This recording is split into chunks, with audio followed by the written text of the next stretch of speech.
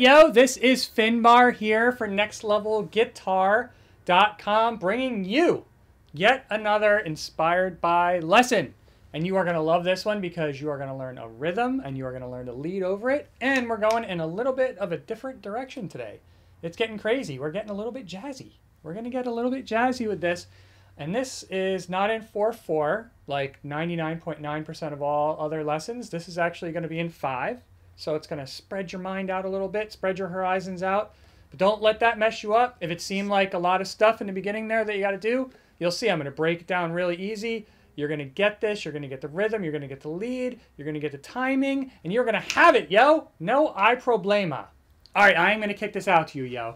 All you have to do is click on the link in the YouTube text box right down there, that little link right down there. That's all you got to do to get a free lesson that's not on YouTube and a coinciding ebook. The ebook goes with the lesson.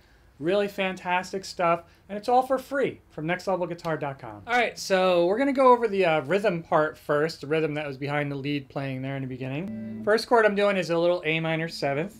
And what you're doing there is, this is so simple you're not even going to believe it. All you do is you just bar across right from where the A is on the E string right here. So fifth fret. Of course, this is tabbed right there. So what you're going to do is just play, I'm sorry, just bar the 5th all the way across the 5th fret. But you're only playing the E string, right, the 6th string, and you're skipping the A string. And then you're playing the D, the G, and the B string, and you're skipping the high E, right? So what I'm doing is I'm plucking the E string with my thumb, and then I'm plucking string 2, 3, and 4 with my fingers. My pointer is on string 4, my middle finger's on string 3, and on string 2 we got my ring finger. And the rhythm goes like that. You're going to be hitting with your thumb on the 5th fret on the E string, right? Just like that. And you can make it a little staccato sounding if you want, or more. You can have it more flow together. But I like a little staccato there. Just like that. And then all you're going to do for the next part, this is crazy easy. This is crazy easy. You're going to freak out. See that? You change that chord to this chord. So you're just going to go basically up to the 7th fret. And get your little B minor 7th right there. So you're on the A here and you're on the B here. And you do the same thing. You got your thumb, you know, on the low string, the E string, and your other fingers on the high string.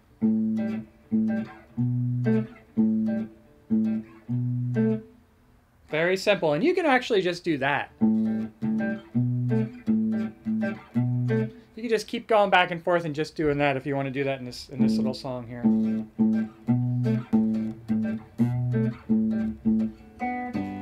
What I'm doing there is I'm hitting this chord right up here, and what I'm doing is I have my ring finger on the 4th fret of the G string.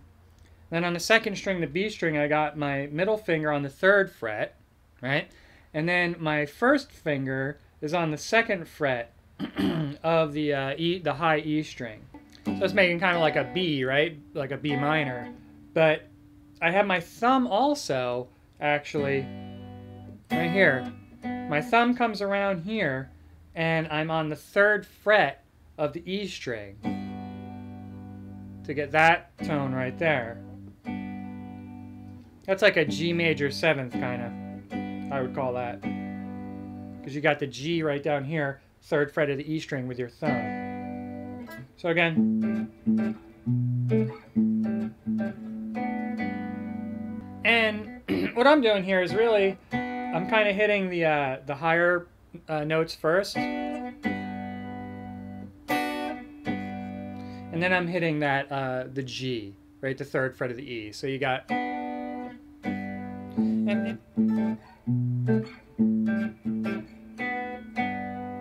And if you want to play it so it sounds a little bit better, that chord right there, what you can do is where my thumb is coming over, I'm actually muting that A string so the A string doesn't ring out, right? Because you don't want that contaminating the chord.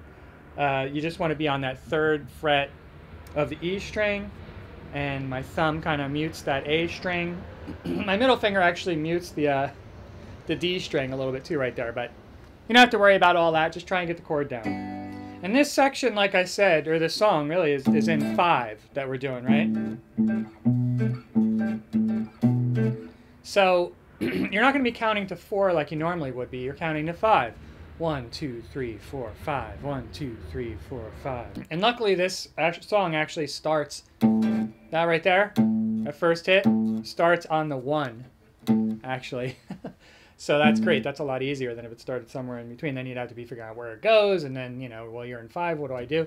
But if the, you know, counting off in 5 seems very unnatural to you, that's normal, right? We've been listening to counts in 4 to 4/4 timing our entire life. All popular music is in 4/4. So if you're like, this sounds weird, I can't get it, it's in 5, don't let that fool you. Just, you know, it's a really easy way to do it. Just listen to the song over and over and over again, and then you'll get it without even having to count it off, without even having to think about it. That's the easiest way to do it. If you do want to count it off and you want to figure it out, there's a little trick that a bunch of drummers use when you want to count in 5. You know, some people say, well, make it a count of 3 and a count of 2, blah, blah, blah. Whatever, don't even worry about that. Just think of a word that has 5 syllables in it. Anything you want, right? I use the word creativity, right? Because I really like that word. We're all creative, right? You know what I'm saying? We're all instrumentalists.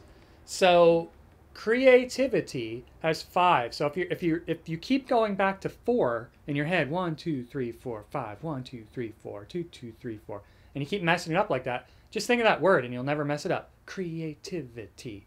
1, 2, 3, 4, 5, right? Creativity, creativity, creativity. 1, 2, 3, 4, 5. You'll have it every time. But honestly, there's no other substitution for just, you know, doing it over and over and over again until you get comfortable with it. And you absolutely will. Give it just, you know, give it 5-10 minutes a day. You absolutely get it. All right, you got it, yo. Another inspired by lesson from nextlevelguitar.com. I am Finbar. Thank you so much for listening. Hey, listen, go to the website, nextlevelguitar.com. You're going to love it. There's everything there for the beginning guitar player, intermediate, expert, whatever you were looking for. Bam, it is there.